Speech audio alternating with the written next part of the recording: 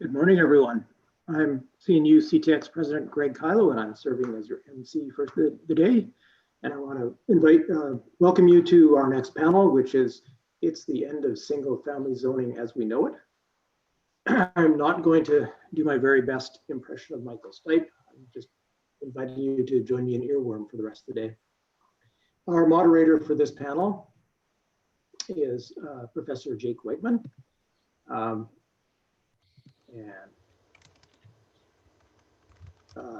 From the University of Texas of Austin. Jake Wegman is an associate professor at UT Austin School of Architecture. Jake completed his doctoral work at the University of California, Berkeley in 2014 with a dissertation entitled We Just Built It, Code Enforcement, Local Politics, and the Informal Housing Market in Southeast Los Angeles County. His research lies at the nexus of housing, real estate development, and planning. He has published research on the radicalized restructuring of metropolitan space, microhousing infill, and the measurement of affordable rental housing cost efficiency in urban geography, Journal of Urbanism, and Housing Policy Debate. He has a forthcoming critical commentary essay in the Journal of American Planning Association entitled Death to Single-Family Zoning. Jake, take it away. So that makes my feelings on the matter very unambiguous, but yes, it's the end of single-family zoning as we know it, and I feel fine because we have a fantastic panel to help us think through what comes afterwards. But before we do that, let me just put a few propositions just to set the table. I've got 4 of them, 4 things that I believe strongly to be true about this topic. So proposition number 1, single-family zoning is dominant in this country. It dominates communities of every size in the US, from most of the big cities down to suburbs, down to small towns. And yeah, sure, there are a few exceptions. New York City does have a few single-family zone areas, but not many. And then of course, Houston doesn't have zoning, but it still primarily requires single-family houses in those places. So really the situation that we have here in Austin, where the lion's share of privately owned land is dominated by single-family zoning, is pretty much the norm almost everywhere else in the US. Proposition number 2, single-family zoning was created for racist and exclusionary reasons starting roughly a century ago.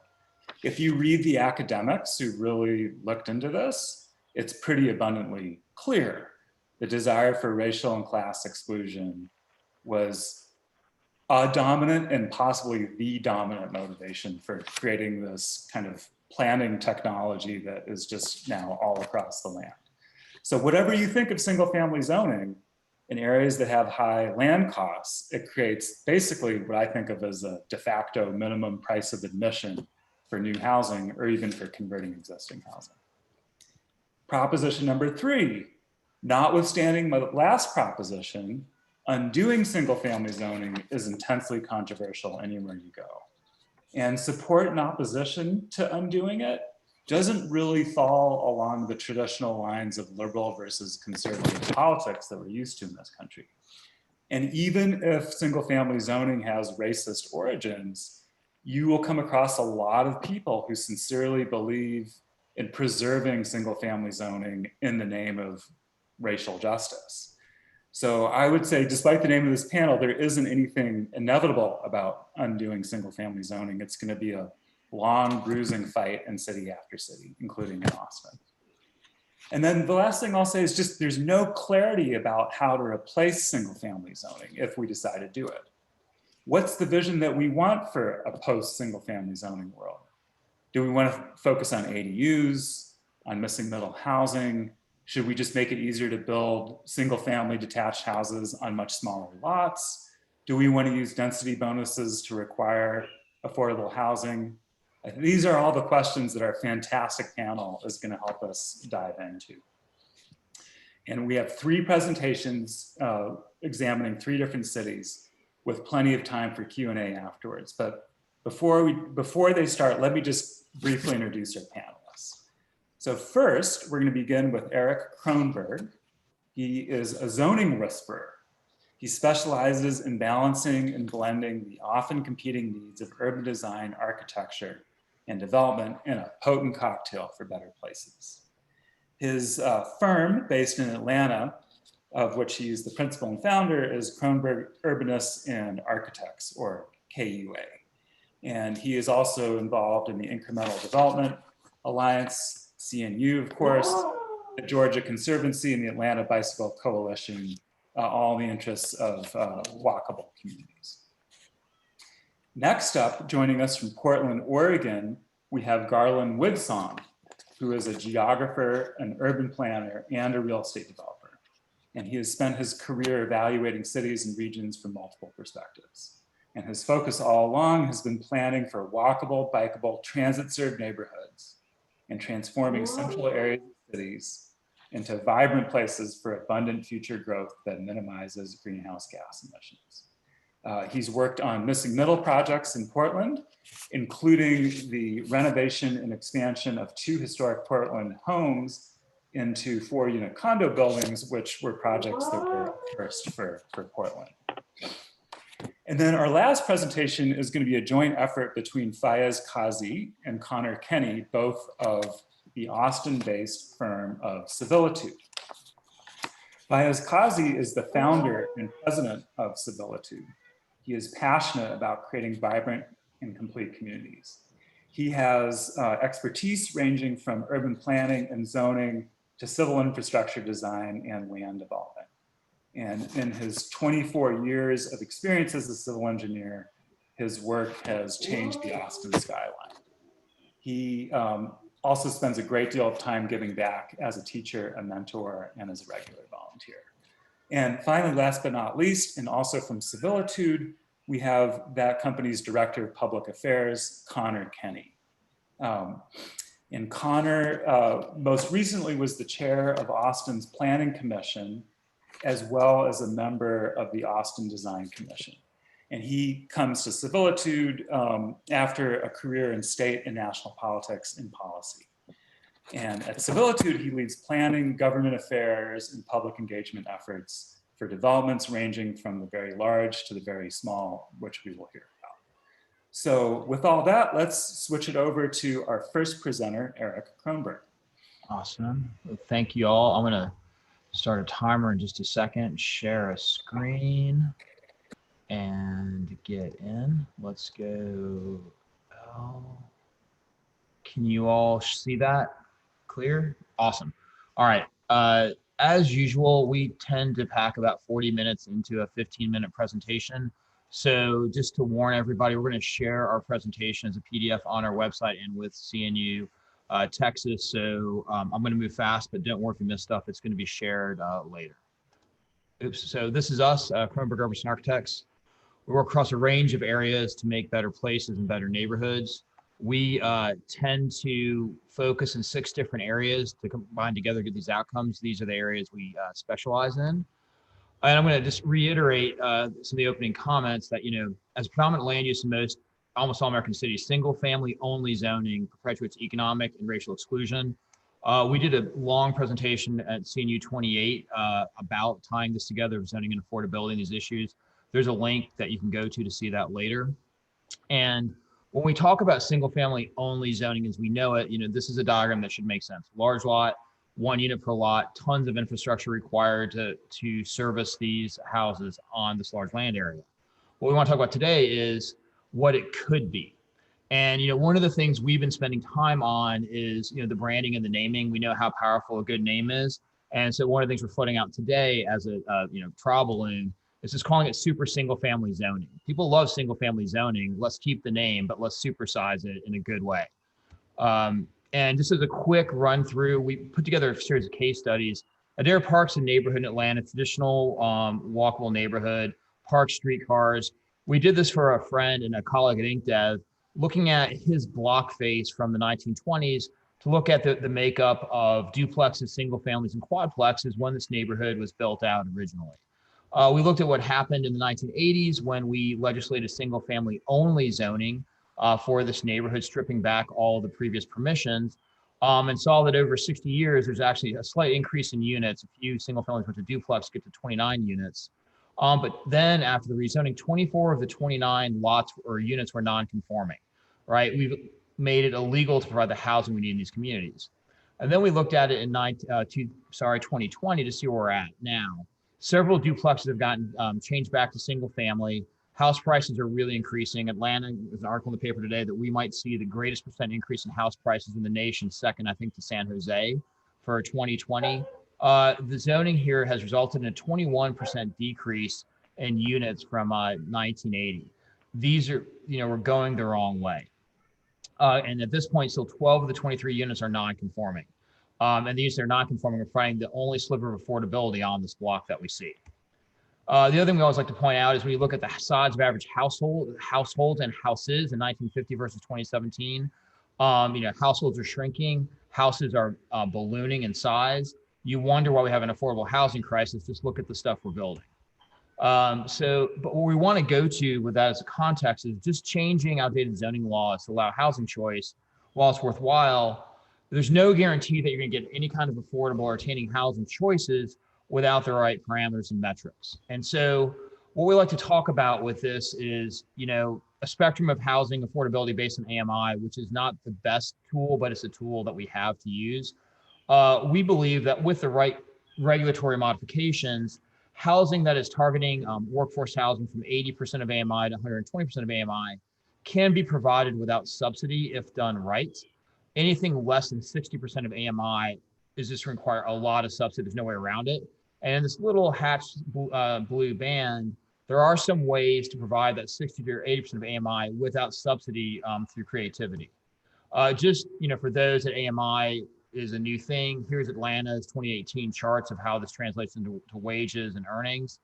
And again, what we like to reiterate is subsidies for housing are desperately scarce. We cannot hit that enough. And we really need to reserve those for the housing that really, really needs it, which to us is the 0 to 60% of AMI. And we've got to get creative to provide workforce housing for this other band without resorting to subsidy. So a quick dive into Atlanta. An example of this is Atlanta has spent some time creating a really well-intentioned, reasonably crafted new missing middle specific zoning category because we haven't allowed any kind of dignified housing like this for the past 50 years. The challenge is, as good as the zoning category was, these are some of the requirements that it did. Low parking, up to 12 units per lot, often has an inclusionary zoning component. One of the biggest things is you have to rezone into it. And if you've ever tried to ask for a 12-plex next to a single-family house, you might understand how silly this could be. But what we did is we compared it to what the regulations were when these original buildings were built in terms of unit caps, sprinklering, parking, workforce housing, and otherwise. And you realize it was a very different regulatory environment 100 years ago when a lot of this housing stock that we really love was built. We've done some designs and projects. We're looking at 12 plexes fitting in the same form of some mega duplexes that are allowed as of right. So you can do this in a neighborhood scale without a doubt. And we've also done a lot of deep diving into the development math. There's a link here that looks at how do you make this stuff work. Going from single family to multifamily, residential code to building code creates a tremendous amount of additional costs. And we see these only viable at doing 8 units or more. And so when jurisdictions try to talk about allowing 4 to 6 plexes, we find that often to be a non-starter because you just can't make the math work. There's a lot of other individual components of the barriers and thresholds to cross. And it's a long form blog post with a lot of performance too. So if you want to geek out and see some math, we've got a lot of it for you. Again, fundamentally tons of challenges with MRMU that make it really hard, which is our missing middle zoning category because we like fun zoning names, that make it a non-effective tool, even if it was provided as of right. You can solve it with 12 plexes, but it's still hard. So we want to shift to, what other options are there to get more housing choice in Atlanta and other communities? And what we like to show in our diagrams is, this is a, happy housing choice block face with that 12 plex. But when you take the 12 plex out, you're left with what we call IRC solutions, International Residential Code. Everything on this slide is, duplex or single family. So it's a lot lighter lift in most jurisdictions in terms of permitting and design and submission and construction and inspection requirements. And again, we like to call it super single family zoning. And when you look at going from, 2 or 3 units per acre, the original single family, to 18 to 19 units per acre, you can really achieve some housing outcomes with this without having to resort to 3 or 4 story projects, which tend then to cannibalize most of their land for parking anyways. And this is at a much nicer scale, we would argue, in terms of fitting into existing walkable neighborhoods. There's a lot of things that make as a single family nicer. The permitting is usually a lot easier. The architectural drawings are usually less intense. If it can be as of right, that's critical. Impact fees and stormwater and usually non-sprinkler requirements in Atlanta and most likely in Texas as well, all make this a lot easier to execute in a place. We know in Austin, y'all are well aware of how ADUs work. That's one of many tools in this.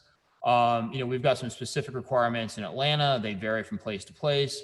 But the other thing we always like to talk about is the notion of a junior ADU, or we call them a guest suite, which is basically an attached small studio to an existing structure. Doesn't have a stove, varies in size. It works really well for short-term rental, but it also works well for interesting longer-term housing arrangements when affordability really matters. Maybe 250 to 350 square feet.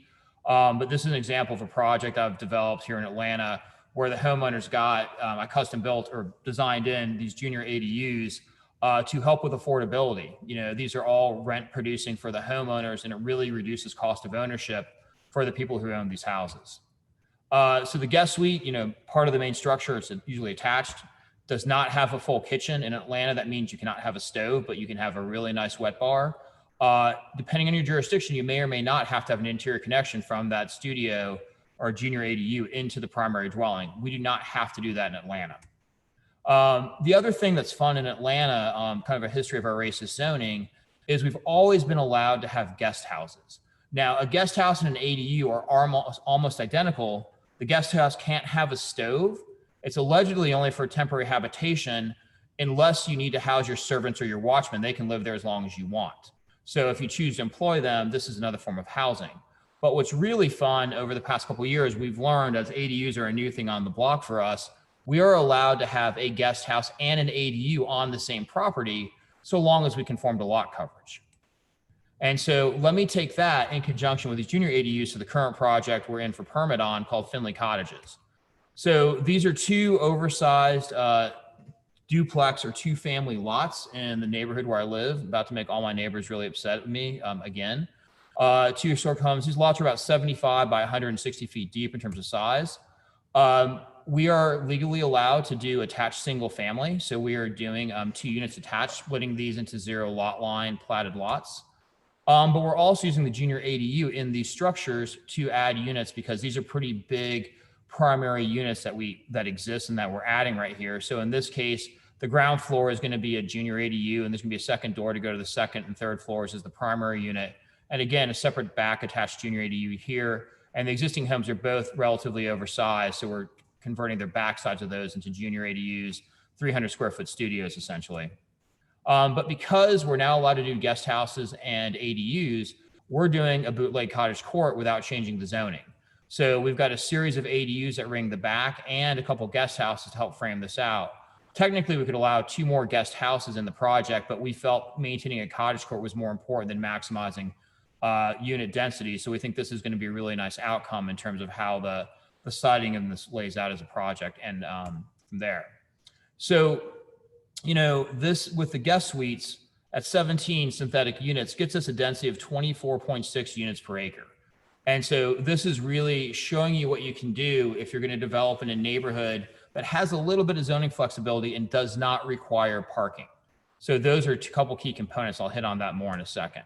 This is the site plan just for reference so you can see how it lays out. Also the addressing plan, which is one of the most important things for permitting in our city. A quick summary that what really matters is of these 17 primary and synthetic units, we've got 4 guest suites that are going to be rented at 60% of AMI, 2 guest suites at 80% of AMI, 2 guest houses at 80% of AMI, and 4 ADUs at 120% of AMI. And what really matters is there's no subsidy involved here. No outside subsidy from any development authority, any nonprofit or otherwise. This is how you can make development work without outside subsidy to save it for that 60% of AMI and less. But a couple things really matter in terms of regulations. Atlanta has a highly permissive definition of a family that can occupy a single family home. It's really complicated and it has a ton of exceptions to allow it to be juiced even further. But the bottom line is code inspectors tend to say a 6-bedroom house is the most bedrooms you can have if you're renting to individuals. So all this translates into that. But the definition of a family is an important piece of how we make this stuff work. The other thing I'd say is we've got some great parking requirement reforms that were done over the past 3 years. We might have been whispering in people's ears, but we don't have to have any parking for buildings built before 1965. So the existing homes don't have to have parking. We don't have to have any parking for property within a half mile of transit. This property is, so we qualify for that. We don't have to have any parking for accessory structures, and on-street parking counts towards our minimum. So we get to take advantage of every single exception possible to not have to provide any parking. We did have to submit a really nice diagram to show how we are within a half a mile of the front door of our transit station. We had a whole 23 feet to spare, so no sweat there. Well, how you thread a needle. And all of this gets back to kind of summarize quickly in my final minute, understanding the notion of how regulations affect costs and outcomes, and really leveraging a lot of the lower cost approaches from the International Residential Code versus the International Building Code and all the other associated permitting costs that go with it. Because almost every city in America makes it really easy to permit single family and really expensive and really onerous to permit multifamily and commercial. So again, this is how we look at super single family zoning. And again, this is just a quick summary of the bullet points of why there's only $1 sign at IRC and $4 signs at IBC.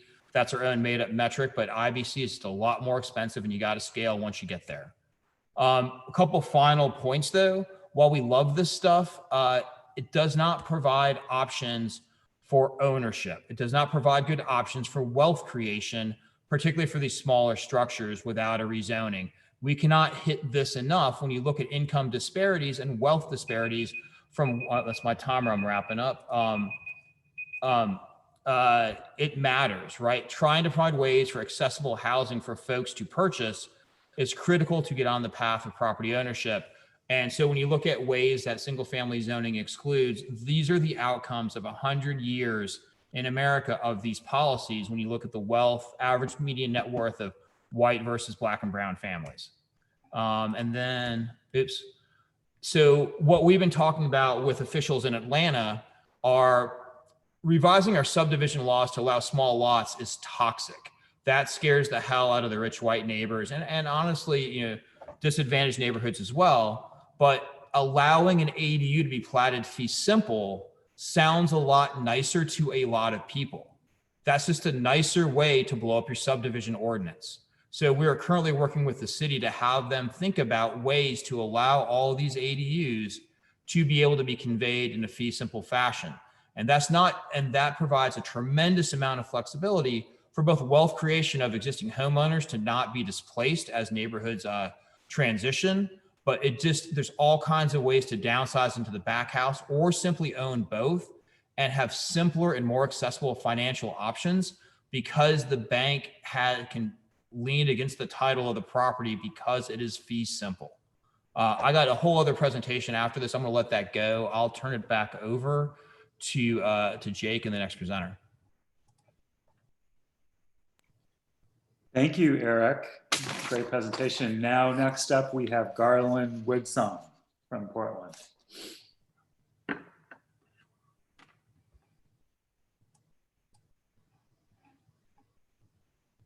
Hopefully.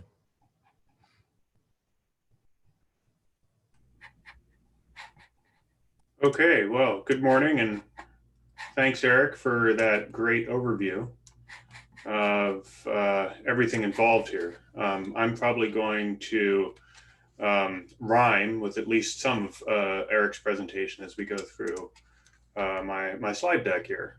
This is kind of a reprise of a presentation I gave last year at CNU National with the same title. And I started off the presentation then, and I will continue to start off the presentation now with an acknowledgement that the country's in trouble. And part of the reason why our country is in trouble is racial segregation. And part of the reason we have racial segregation still today, still being perpetuated, is because the zoning codes are still on the books that has led to racial segregation at the end of the 20th century and now at the beginning of the 21st century. And part of the solution is to change the zoning to allow missing middle housing types, which can deliver deeper levels of housing affordability than single family homes. It's not going to solve all of our problems, but it's a step in the right solution direction. And just a little recap on this, Richard Rothstein's color law tells us that zoning's role in racial segregation never ended. The lingering effects of zoning as a tool segregation are to keep Black people out of white single family neighborhoods. And we can still see this today. So we did some work in Southwest Portland where we were looking at the cost burden of ownership versus rental by race. And we found that non-white renters were disproportionately cost burdened and also were living in the non-single family portions of the neighborhood disproportionately. So that's a statistical proof that that zoning is still acting effectively as designed to enforce white segregation in our single family neighborhoods. So at Cascadia Partners, we use something called the AMI thermometer to measure the level of affordability in a zoning code or in a neighborhood. And it's very simple. The hotter the thermometer, the less affordable something is. So just for example, in Southwest Portland, a single family new build would blow up the thermometer. It'd be over 140% of the area median income would be required to purchase that home. Basically only a physician would be able to buy that home. However, if it were a fourplex, the level of affordability puts it down into the range of maybe the registered nurse who's also working alongside the physician every day. If it's a sixplex, that puts it maybe in the range of an experienced journeyman plumber. If it's an eightplex with larger units, then maybe more of an entry-level plumber. If it's an eightplex with smaller apartments, because there's a direct link between size and price, then you're getting down into the range of your auto mechanics, your servers, your bartenders, maybe even within sight of your research assistants at the local university. So that's how economic exclusion works. If a diversity of housing types are banned, then the only people who are allowed to live in the neighborhood are those who have sufficient income to afford a single family home. And for a variety of reasons, and as Eric showed previously, those people tend to be white.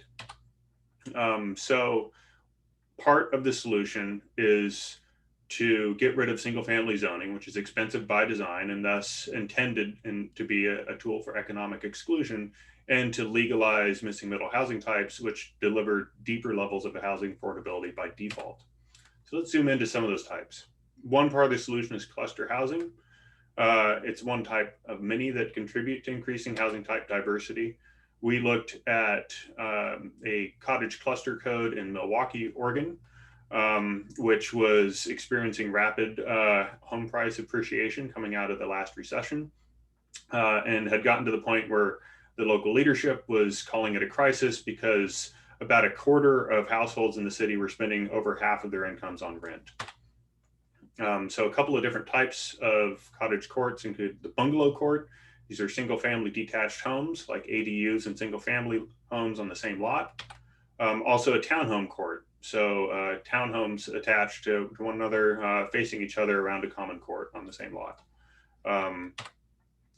Home size drives home price.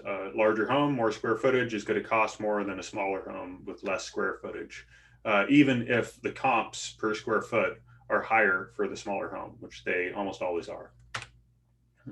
So the impact of cluster housing on affordability in Milwaukee, Oregon, as we removed layers of the zoning code that were restricting cottage clusters from being built, we saw that the number of homes that could be provided on the same size lot increased, and the monthly mortgage payment or the monthly rent per unit decreased down to the point where the sales price per unit, if we could get 15 homes in that cottage cluster, would be affordable to a household making 68% of area median income, down from 181% of area median income, which would be required to afford the single family home that would be allowed under single family zoning.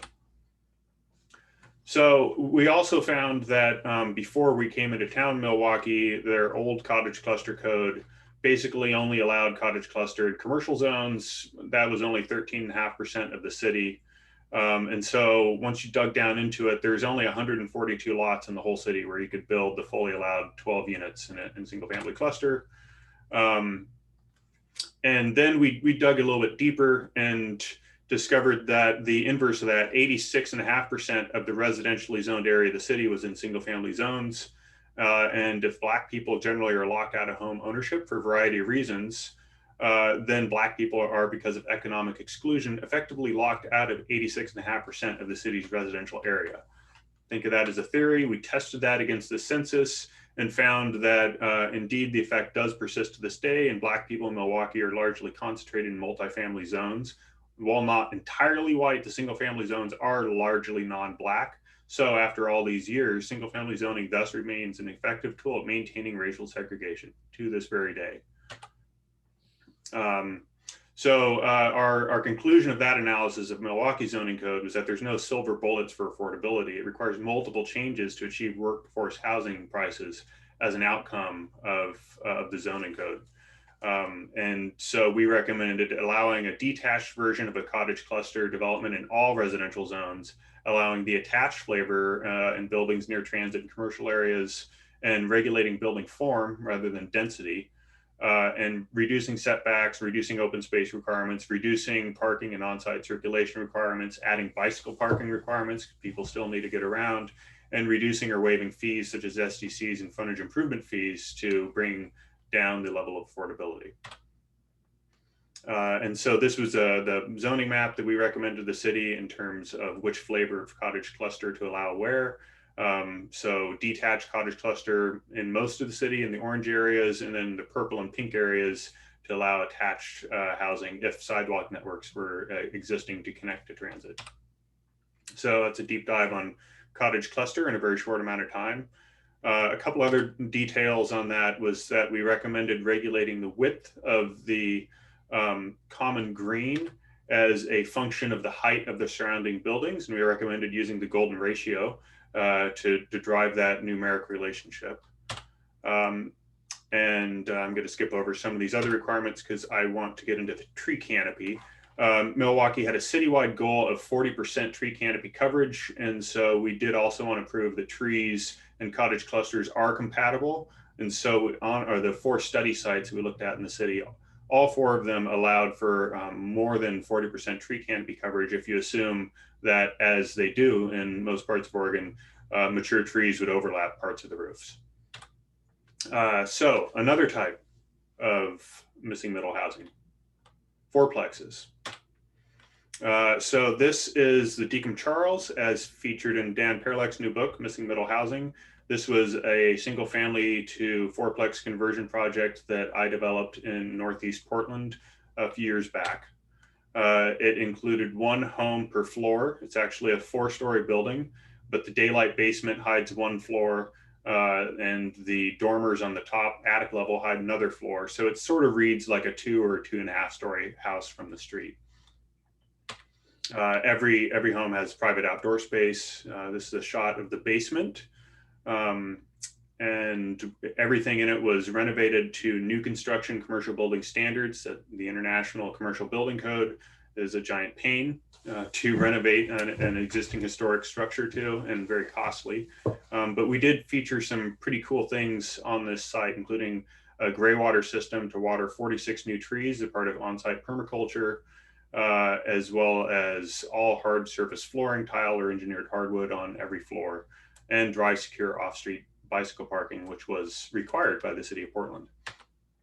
So here's some floor plans. We included some unit variety, 2 bedrooms, 2-bedroom, 1.5 baths, even a 3-bedroom, 1.5 bath. It's interestingly, we only had 2 people move into the 3-bedroom unit, and then the other 3 units had single people move into them. So in retrospect, we kind of overbuilt on bedrooms. Not that any of the residents were complaining, everyone wants extra space, but the market was for smaller family sizes than the bedroom count of each unit, which is an interesting takeaway from a planning perspective. So another missing middle type, ADUs, accessory dwelling units. There's a lot of different flavors of them. We also studied them for the city of Milwaukee, came up with some recommendations for how to encourage higher levels of ADU construction in the city, and looked at different combinations of an ADU inside a house versus an external ADU, and looked at the impact of owning a home and then renting out one or both of those ADUs at the level of affordability that you could get to for each of those, and found somewhat unsurprisingly that you could rent one or both of those ADUs at levels as low as 56% of area median income. So the finding is that yes, ADUs are an effective strategy to provide for market rate affordable housing within existing neighborhoods. We also recommended that the city strongly consider carriage houses built up to the front lot line as a way to encourage ADU construction on small limited sites, because currently in the city of Milwaukee, a lot of that is driveway. And so what a win-win to replace driveway with housing, and therefore not cut into the usable outdoor space that you actually need more of, the more that you put more people on each existing lot. So this is something that is uncommon in ADU regulations to allow for 0 front lot line, front yard ADUs, but it's a historical type that you can see throughout America's older neighborhoods, the carriage house. So in Portland, the residential infill project, it's the most aggressive municipal single family zoning reform effort adopted in America to date. Those are not my words, those are the words of the Sightline Institute's analysis of zoning reforms. When it takes effect in September 2021, it was adopted in September of 2020, but given a 1-year lawsuit period to make sure that if there were any legal challenges that they made their way through the courts before people were allowed to pull building permits under the law. So when it takes effect next year, it's going to allow for single family homes with up to 2 ADUs, with one allowed on its own small flag lot to allow for ownership by right, even in an ADU situation. It will allow triplexes and 4plexes by right. It will allow 6plexes if half of the units are affordable to households making less than 60% of AMI, which is a high bar. It will have no off-street parking requirements citywide for any new homes allowed under the new regulations. So it's an important step forward to reforming the racist legacy of single-family zoning. And even before it happened, the state jumped the queue and passed House Bill 2001. Which is the most aggressive statewide single-family zoning reform effort adopted in America to date. By June 30th, 2021, that's June, it's going to require jurisdictions in the Portland metro area or statewide with over 25,000 people to allow all missing middle housing types, defined as including duplexes, triplexes, 4plexes, cottage clusters, and townhouses, a side note is that ADUs were already required to be allowed statewide under separate statewide legislation passed previously. Those types are going to be required in all zones where single family residences are currently allowed. And then by June 30th, 2022, the legislation will require the rest of the cities statewide between 10,000 and 25,000 people to allow, at the very least, duplexes in all zones where single family homes are currently allowed. So that's my whirlwind tour of single family and zoning reform to missing middle housing and what's happened in Oregon and Portland on the legislative side to legalize this stuff. I would say, unfortunately, you can't yet pull a building permit under the Portland Residential Infill Project or under HB 2001 to build those types. So the verdict is still out. Check back in 5 years as to what the real impact is on neighborhoods. But we're currently working with the city of San Jose to look at what they're calling opportunity housing in single family homes throughout that city, which is the third largest city in California, I believe. And when asked about the likely rate of missing middle housing construction there, I speculated, and I don't think I'm wrong, that at least for the first generation, we're going to see uptick of missing middle housing types at about the same rate that we've seen ADUs constructed in the years since ADUs were legalized in various jurisdictions. So that's my speculation, my prognosis, and we'll see. Time will tell. So I'm going to stop sharing so we can go on to the next presentation. Thank you, Garland. And last, we're going to bring it back to Austin with the presentation from Fayez Kazi and Connor Kenny of Civilitude.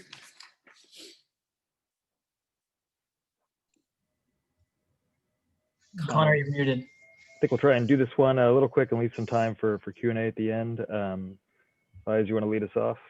Go ahead and start.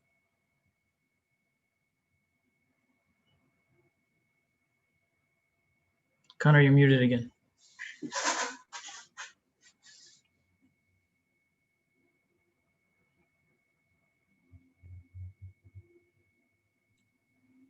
Sorry, switch the location to the unmute.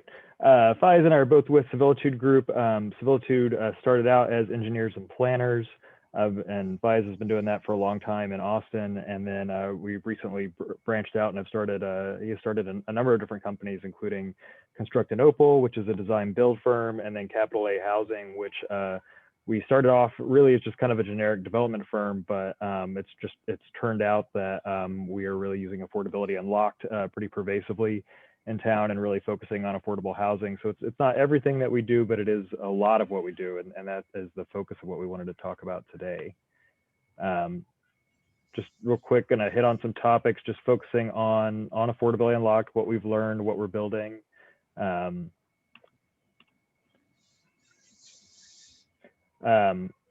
current single family zoning, this is just a good reminder. Almost everything in town is SF3 or SF2.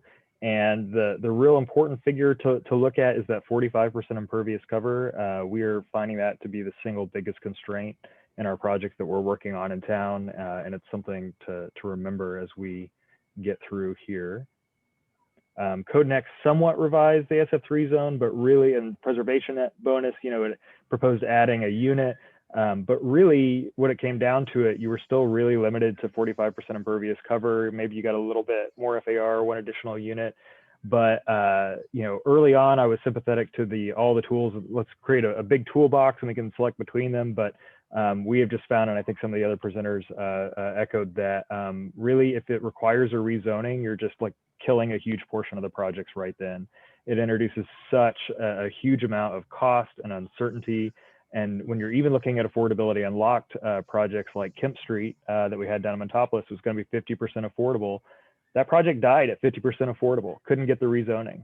Rezoning kills projects. And I know a lot of folks, like to muck around in these cases, but I think really what the end of single family zoning needs to be is this coming to a consensus on what we're going to really allow to happen by right and by formula or by affordable bonus, and not try to put people through a rezoning.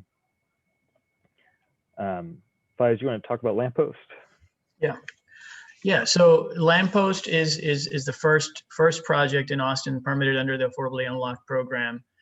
Affordably Unlocked in general sort of unlock some of the regulations like floor to area ratio, building heights, building setbacks, and so on.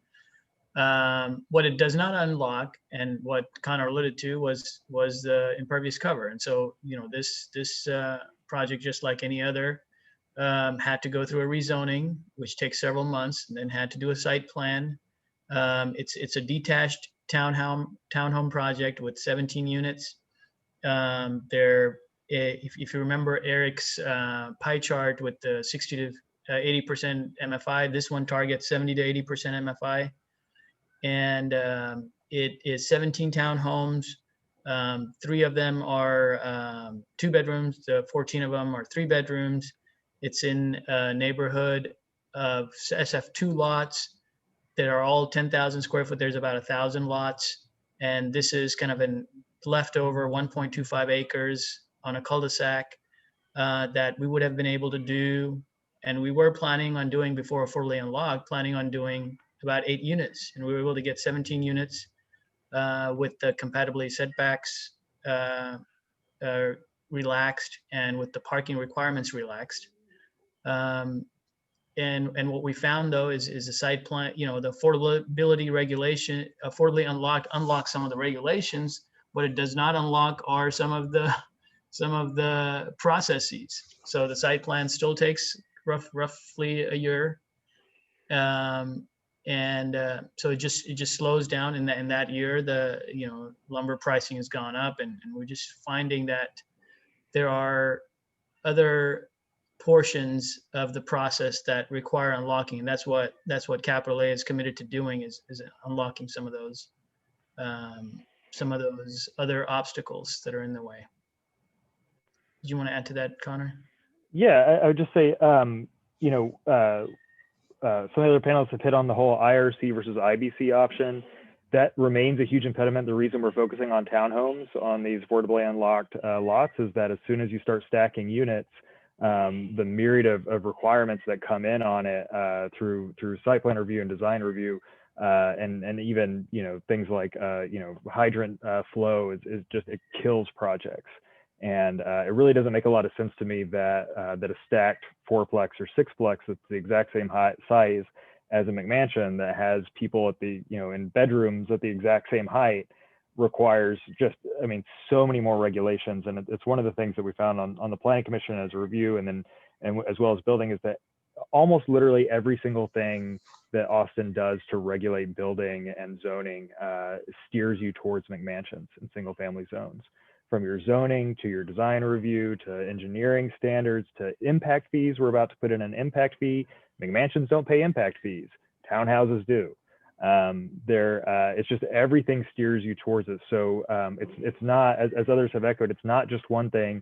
It's getting rid of needing to do a zone. We think that there's a potential trade here. You'll notice that nobody in town does affordability unlocked on SF3 because that 45% impervious cover means you really can't build that many more units. So if we could just get a bit more of impervious cover, so what you see is what everybody does.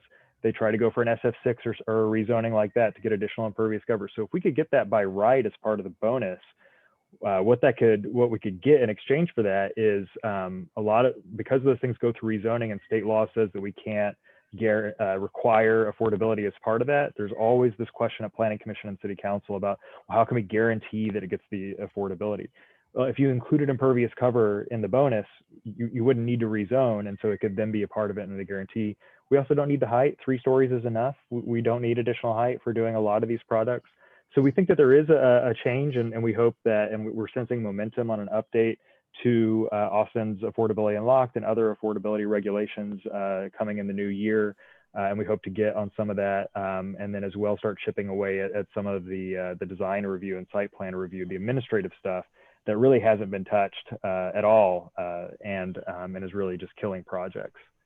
Hey, Connor, I just want to ask really quick, just take part of, you had a point about alleys on the other slide about, can you do something about them? Can you just, we geek on the alley problems here in Atlanta. Could you talk about what your alley challenges are there in Austin? Yeah, so I mean, with Affordability Unlocked, we have some novel rezoning cases that are coming up to test this impervious cover question. But the alleys or drives obviously take a lot of your impervious cover. If you have an alley, it is so much easier to do these things. And then the streetscape is so much more welcoming because you're not parking a lot of cars against that streetscape. So what we find is that we're having to basically kind of reverse engineer a private alley into there to serve the function of an alley. That's great news for a lot of central Austin lots. I think it would be really nice if we made it very easy for developers to develop these drives, which already have to be pretty much alley specs.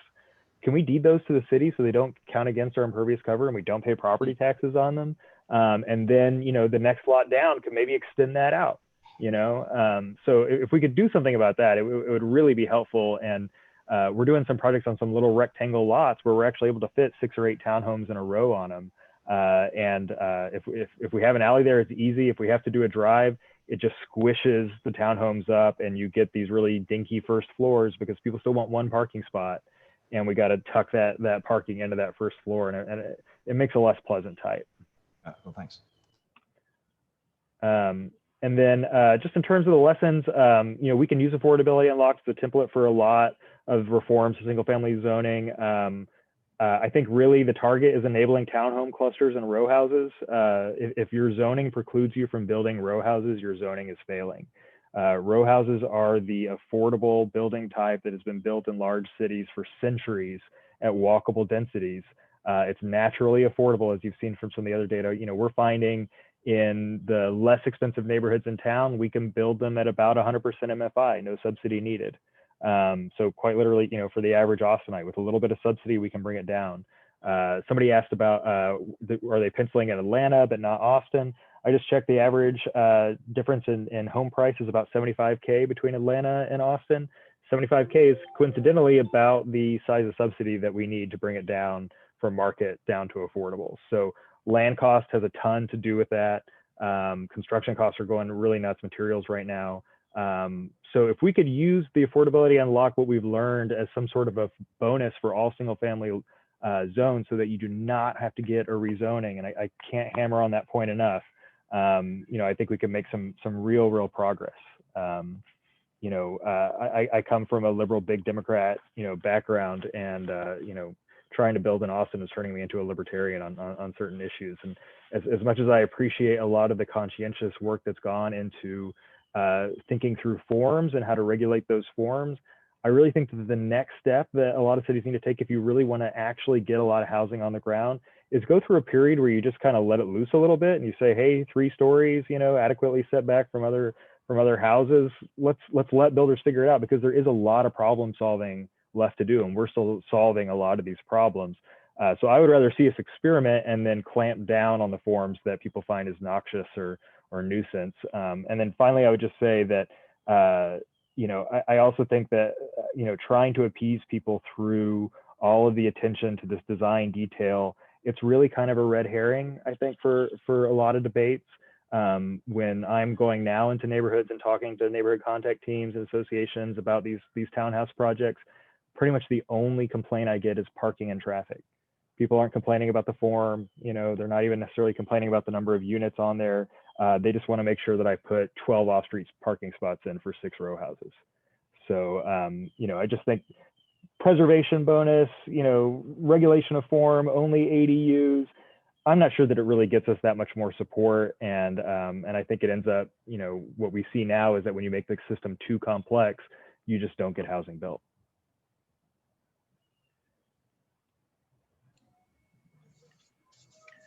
You know, I'll just echo what Connor said about using Affordably Unlocked as a template, and tying this back to the subject, which is it the end of single family zoning?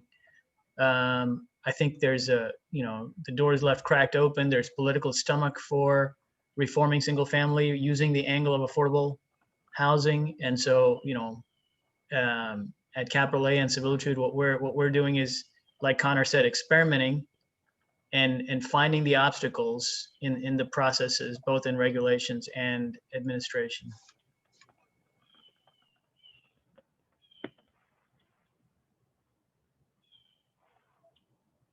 Connor, are we turning it back over to Jake? Oh, yeah, let me stop my screen sharing and I think we're going to step off our soapbox here.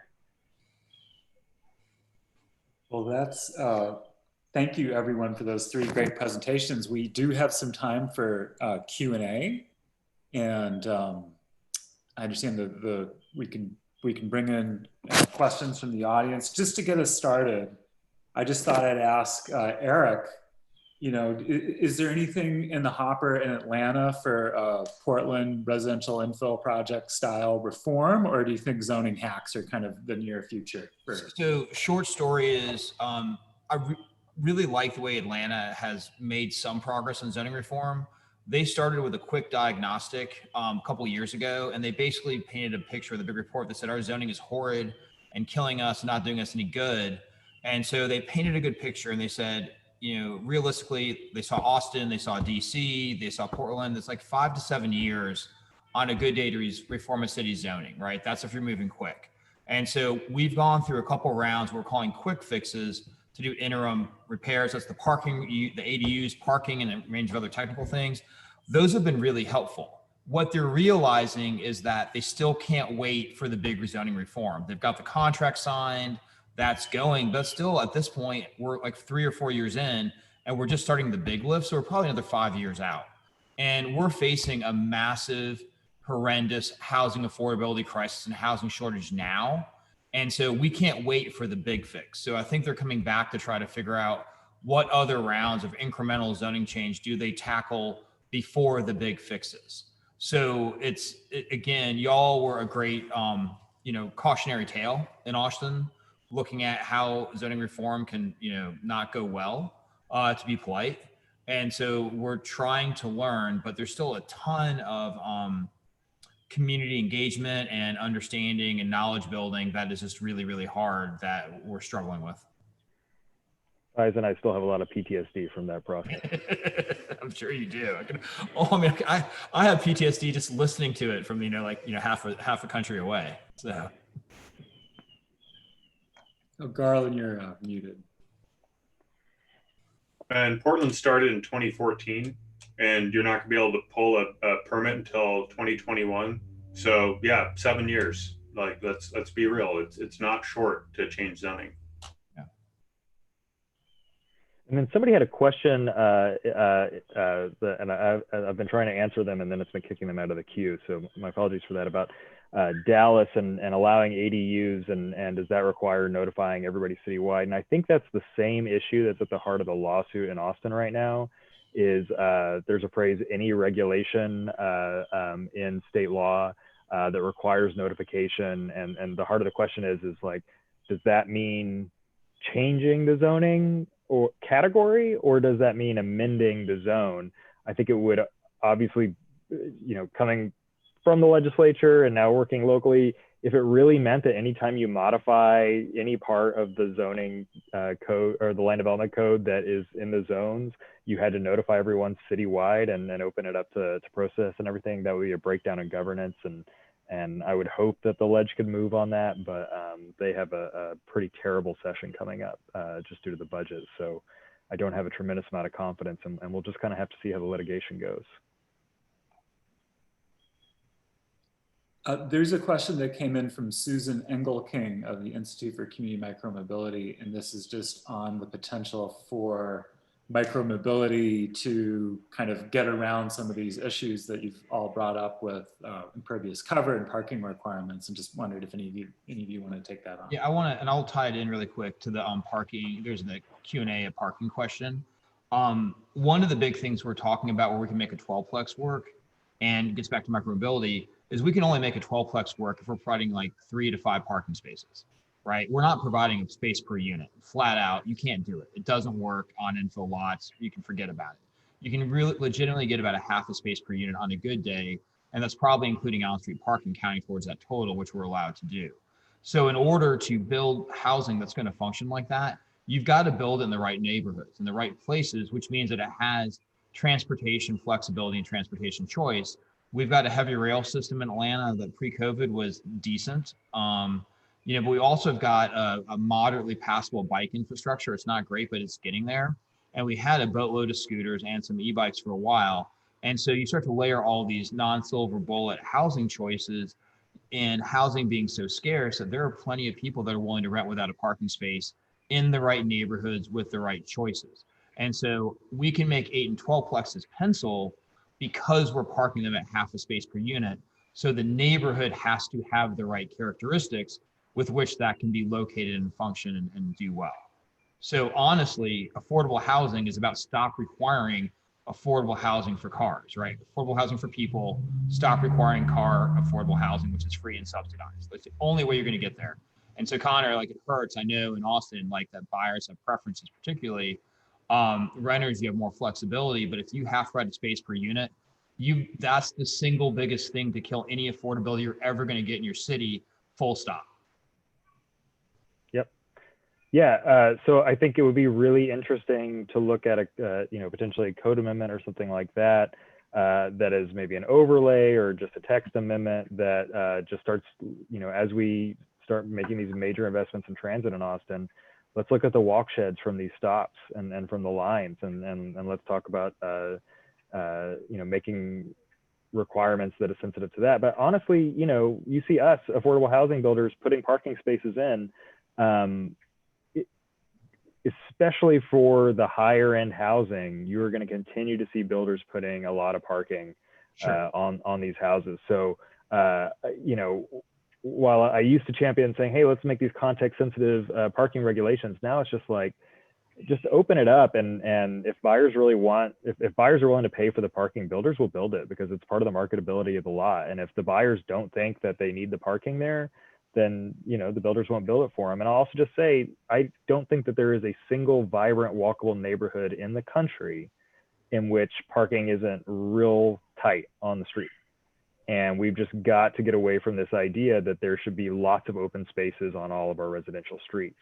There's just that is not something that coexists with walkable, vibrant neighborhoods anywhere in the country. That actually relates to a question that came in from Andrea Udrea, and she was wondering if how long do let's say that we did that, Connor, or others, and we got rid of minimum parking requirements altogether, let's say, how long do we think it would take for the market to shift to kind of to meet those kind of new expectations about parking?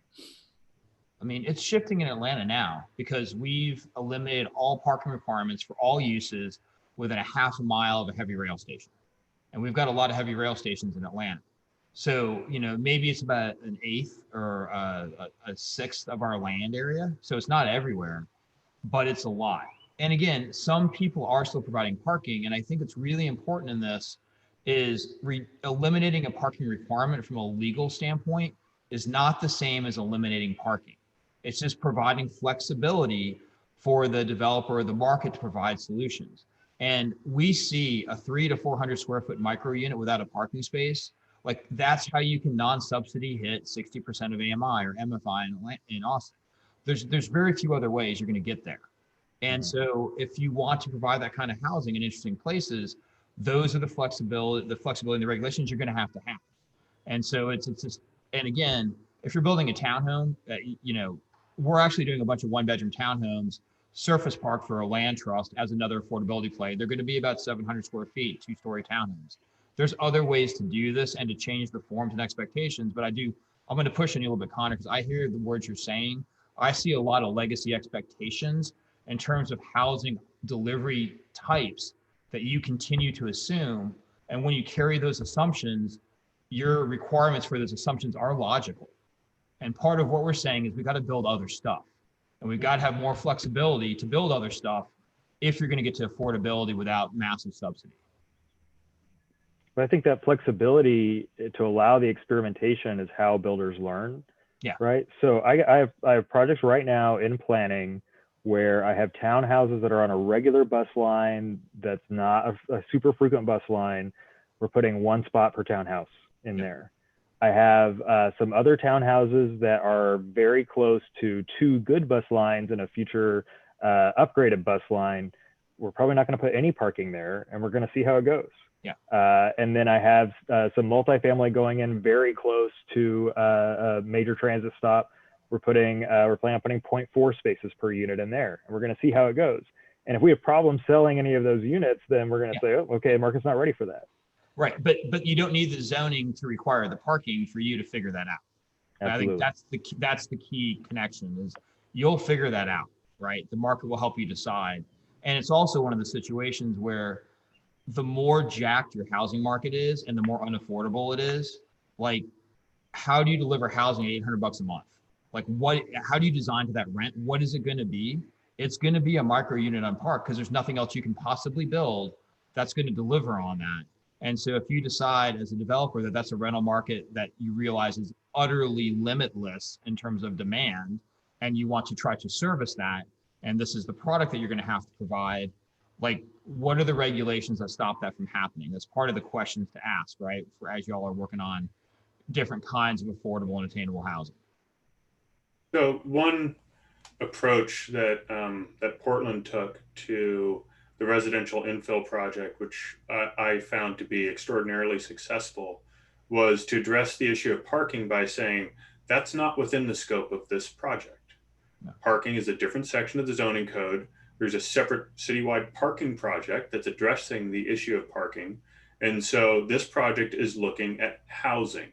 And so therefore not requiring parking as a part of this project, if that's the way that we deliver on our housing goals, is the right approach. And we'll let the parking project solve the parking problem. And that wound up being the approach that that was used and that City Council adopted. It was extraordinarily successful. It does beg the question, what's going on inside that parking project? And what's going on inside the parking project, which actually to this day is not fully adopted, is a more quantitative approach to parking that eventually recognizes that eventually there will be the need to price on-street residential parking, but that pricing needs to be based on demand. That is, when the block fills up and you have to start circling the block to, this is going back to the high cost of free parking. When more than 80% of each block face is full on a regular basis, that's the time to pull the trigger on pricing. If you're not there yet, guess what? You get a first mover advantage. If you're the first developer on a block to put in a fourplex and you don't provide any off-street parking, your residents will probably find on-street parking without complaint. But if you're the 7th or the 8th fourplex into that block and there's free on-street parking and you're not providing off-street parking, at some point the block's going to fill up. And then it's somewhere down the line, the demand's going to get to the point where you have to start pricing on-street parking to regulate demand and bring it down in line with supply. Also, this is all happening in real time. We're in the 21st century. It's 2020. We're about to be in 2021. When I was growing up in science fiction novels, those years were called the future. We're now living in the future and we have future year technology, right? We're about to see self-driving cars. We've had e-scooters for years, cluttering up the streets. We have so many alternatives to owning your own single car, 1 car per person, 2 cars per household, that era is going to quickly be in our collective rearview mirror. We're not there yet though. And this transitional period is the hardest period to code for, because you got to decide, are you coding for the past? Are you coding for the future? The right choice is to code for the future, but then to regulate in real time.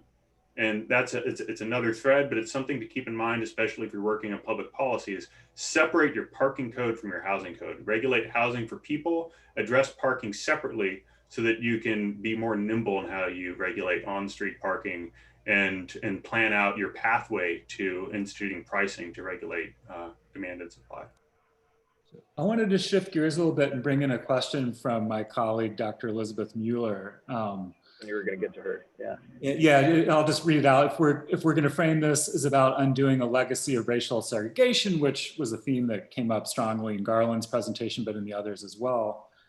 Does that mean that we provide protections to areas that are under the most gentrification pressure and then target areas that are more privileged, or how do we do this? Me. Can I share my screen for 2 seconds, because this is what I didn't present. the final few slides. So we're helping a nonprofit, African-American focused workforce affordable housing group in English Avenue, a fully African-American neighborhood, totally disinvested, 80% renter, mostly owned by absentee landlords, a lot of folks sitting on property waiting for it to go up. And we are trying to help them build and design for sale housing for wealth creation. And this is a neighborhood that just went through a huge master planning process and still coded most of their neighborhood for single family only exclusionary zoning, in spite of all the stuff that's going on in America, right? And so we've had a lot of conversations. We had a conversation in the CNU panel about what should African-American neighborhoods get to do, right? So how do they write their own destiny and what's the information? It's a lot more powerful when Joel presents this because he's from this neighborhood. He's African-American. I'm just a white dude on the outside helping. So I want to be clear that I understand my messenger role. But previously you could do one house and one lot. In the current reform of zoning, they reduced minimum lot size and you could do a house and an ADU. And so this is what you could build now, work around a bunch of trees and about a 5,000 square foot lot total. But the problem is people, I mean, you can't afford a home with an ADU. The entry cost is too much. Even if the wealth creation for the ADU makes this a much more affordable situation in the end game, what we need to do is for single family for sale homes that are compatible and fit in the neighborhood. And so we have to rezone to multifamily to do this. And we're working through this right now. And the planning department is not happy with us, but like we've got neighborhood support because they've been able to explain and pitch this in a way that this is for residents of the community. This is how the little old ladies can purchase and buy and live in this neighborhood. These houses, these little ones that are like 500 square feet, are going to probably sell for about $160,000 a piece. They can qualify for between $5,000 to $40,000 of down payment assistance. Their monthly note for principal and interest is going to be like $500 a month. This is how you deliver affordable housing, right? You can't tell me that maintaining exclusionary zoning in disadvantaged neighborhoods protects the people living in those neighborhoods. Allow those folks to split off their back lot to generate income and have housing flexibility. Allow them to tap in the equity of their land without having to leave it. Yeah, and like follow up that, shout out to Dr. Miller. I have, and I guess, Jake, you were a co-author on Uprooted, and that is a well-thumbed report on my desk. But to build on that, I think it doesn't work as anti-displacement, anti-gentrification, anything that you do, including maintaining the status quo, if you don't achieve three things. One, you have to make sure that development in the wealthier parts of town is more attractive than development in the lower income parts of town, right? So maybe that means more entitlements over on the western side, not as much entitlements on the east side. But two, if you don't increase capacity enough to relieve housing pressure citywide, that development will continue on the east side, even if it's more attractive on the west side, because developers are going to be developing every lot that they can, which is the case now, right? And then three, because we know that it's going to be quite a while before we get to the point where housing demand in Austin is satisfied, we need to acknowledge that redevelopment is going to continue happening at a huge rate on the east side, regardless of zoning. My own neighborhood, Windsor Park, housing prices here have doubled in the last 15 years. There's been almost no rezoning of this neighborhood in 20 years, right? So what we need is bonuses available and other tools that are available to do the kind of developments that he was just showing, so that there are opportunities, particularly through maybe the anti-displacement funding available from Cat Metro, so that when redevelopment does happen, it creates housing opportunity and more housing opportunity for people in the neighborhood to stay in the neighborhood. We need to preserve neighborhoods for people, not houses. That's my soapbox. And I'll add to that. Jake, if I could just add to that as well. I think with the study though, it being even just 3 years old, there's just so much change in those areas identified in the different categories, and it's happening at such a rapid pace that study would almost have to be updated every year, and it would have to be and that's being used by by the folks that are wanting to preserve single family as a valid reason. So Scott, I'm going to piggyback on that just for a quick second. We have an inclusionary zoning policy in Atlanta, and it's horrid. And it's horrid because it was put into place 4 years ago when costs and expectations were massively different.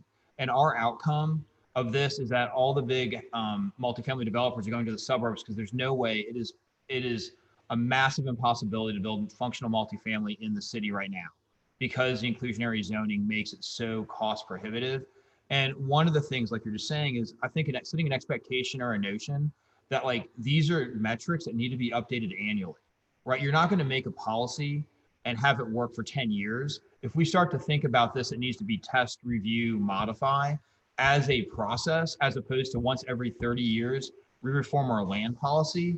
Like just that very set of expectations may really shift how we start to think about how we regulate and how we do things. Because ULI had a great report on DC's inclusionary zoning. They recommended that it needs to be modified or reviewed annually to make sure you're calibrating for the inputs to get the outputs you need. Because if the inputs change wildly, there's no more outputs, right? As costs continue to increase. And that I think that holds true for a lot of these things we're talking about. So even changing that, parking pricing, Garland, like you're talking about, for Sheep's World and otherwise, all these metrics, it's a dynamic system. We're using static tools. That's really ineffective and creates a ton of negative externalities, which creates a lot of distrust in the tool reform process. I wanted to address Elizabeth Mueller's question just a little bit more. So in Portland, the residential info project is citywide, and there was a lot of debate over that. And equity won the debate versus smart growth, which is an interesting outcome for those of us who have been in the field and thinking of smart growth as development near transit is a good thing for the past 20, 25 years. But in Portland, the equity argument of providing the opportunity to neighborhood residents in low income areas far from transit who were only able to buy in those areas because they were lower cost, and they were lower cost potentially because they were far from transit, providing the opportunity to build missing middle housing types and therefore engage in generational wealth building in those areas was seen as an overriding consideration that trumped all other potential negativities of allowing missing middle housing types in those zones, including gentrification and displacement. Which was found to go down even with the introduction of legalized missing middle housing as compared to the baseline of just allowing single family housing development. Because what's happening with single family in Portland is that old, affordable, small single family homes are being bought by developers, torn down, and then new large single family homes are being built, including in poor areas, because there's a spread there and you can make money doing it.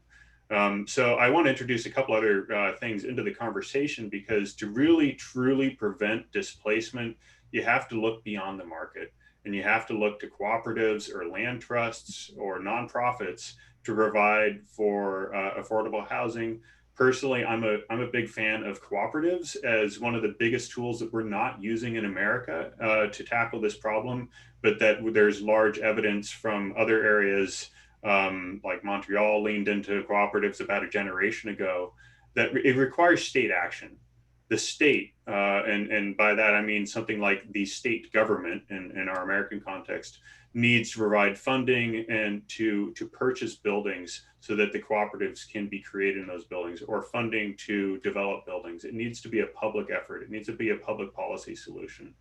And so that's a hard topic, but we're not going to get there unless we start talking about it and raising it as a solution. Because, quite frankly, our market-based solutions are important and they're effective, and they'll get us some of the way there. So, Garland, just really quick, one thing, I always tend to argue that, Oregon's one thing and Georgia's another, but Georgia, we just passed a statewide ballot initiative or legislative initiative that land trusts can basically have permanently reduced property taxes for their projects in the long term to help increase affordability across the board. And we did that in Georgia, right? Really. Did land trust come from Georgia, the modern land trust? Well, they're booming all across the state in cities of multiple sizes, because we're seeing such an affordable housing crisis across scale of urban environment. And so there was a lot of broad-based support, and it passed overwhelmingly. And we're doing a lot of work with Atlanta's Land Trust right now. And when you think about property taxes and just basically eliminating those from the ongoing cost for homeowners, that's a big deal, right? But it just reinforces your point. Some of these things have got to be statewide. There's certain kind of actions that have to happen that the private sector cannot solve for, right? Like we can create a lot of runway for private sector to do some good, but there's other things that we got to have collective help on.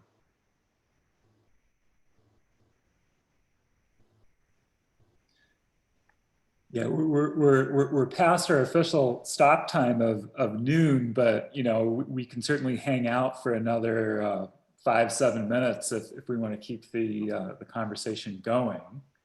I could, if I have a couple of minutes, I want to address a question that came up and maybe was answered, but maybe not in a whole lot of depth. And the question is this: if a single family home pencils, why not a fourplex or a sixplex?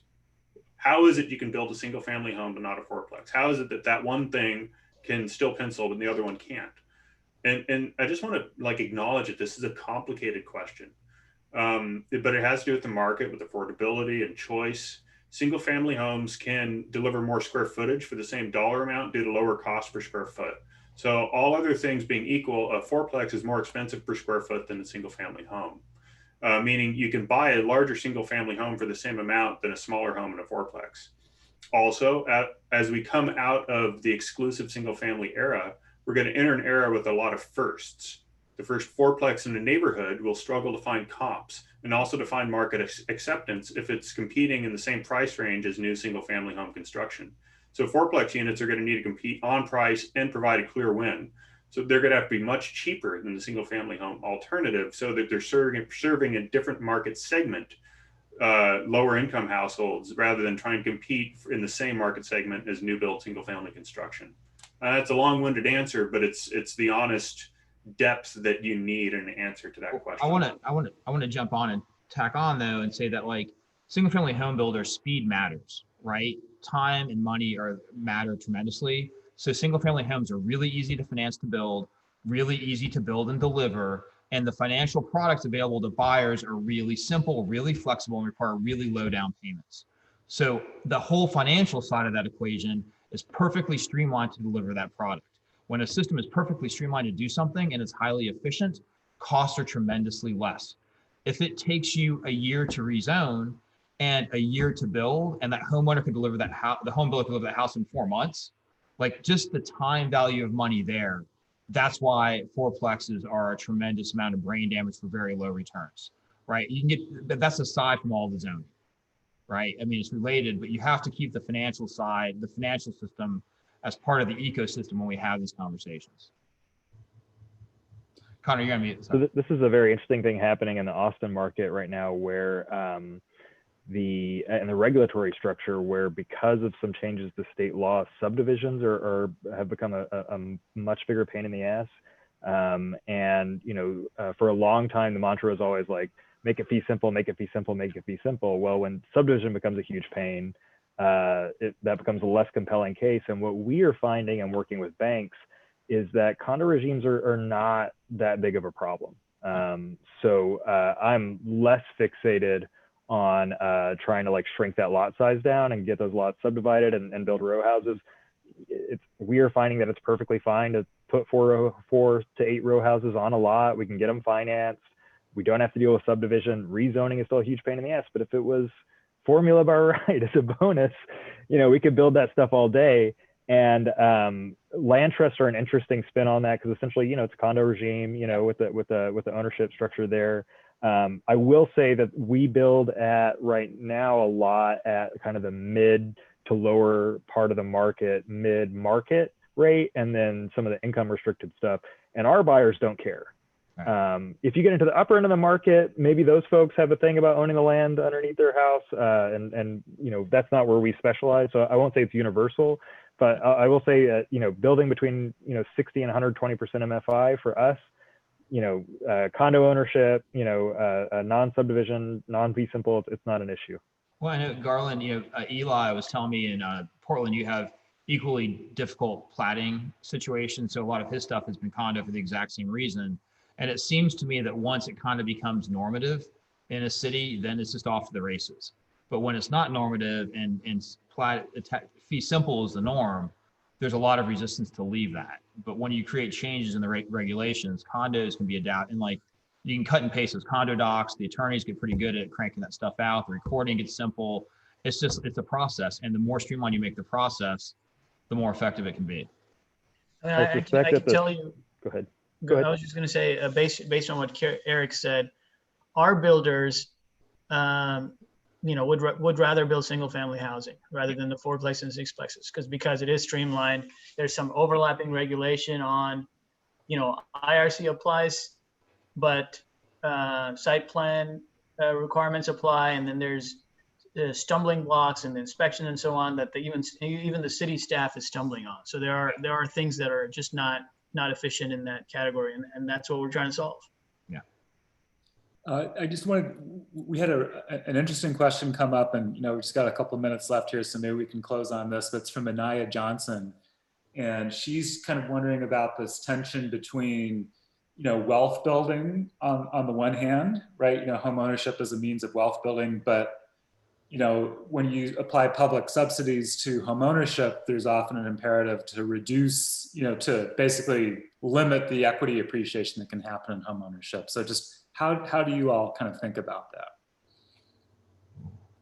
I mean, that's the opportunity of land trusts, right? Is that you're able to strike that balance in a land trust to allow for lower income home ownership opportunities, access to the first rung on the economic ladder, and as well as the ability to access some of the wealth building benefits of home ownership, which then can be used to bootstrap your way into a second home, to sell your land trust home and then buy another home that's not in the land trust down the line. But it's also why I mentioned that cooperatives need to be part of the solution. We interviewed someone who lives in a cooperative in Montreal, and it kind of opened my eyes that the Montreal model of cooperatives is not, as I thought it was, like the New York City model of cooperatives, which is like another way to provide for home ownership.